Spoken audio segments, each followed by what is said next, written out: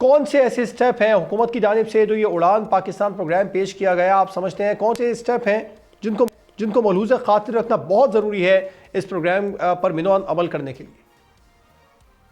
देखिए, उड़ान पाकिस्तान में 2024 से लेके 2029 तक 5 साल माशी तरक्की का और रिवाइवल का एक रोड मैप दिया गया है, और रोड मैप के साथ साथ उसको किस तरह से हासिल करना है वो भी वाजे किया गया है। तो पहली चीज तो यह है कि इन्होंने इस इकोनॉमिक प्लान में या इकोनॉमिक रोड मैप में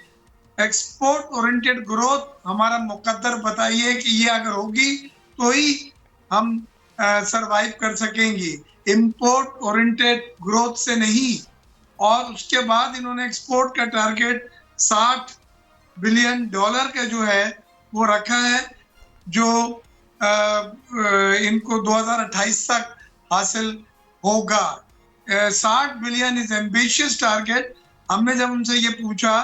कि ये किस तरह से, उन्होंने कहा जी नए इन्वेस्टमेंट आ रहे हैं और $10 बिलियन के नए इन्वेस्टमेंट जो है वो पर एनम आएंगी, नॉट 5 सालों में, हर साल $10 बिलियन के हमें आएंगे, जिसकी वजह से हम एक्सपोर्ट टारगेट हासिल कर सकेंगे। हमने जब स्टेक होल्डर से बातचीत की और मैंने कौमी असेंबली के फ्लोर पे जो सवाल उठाया था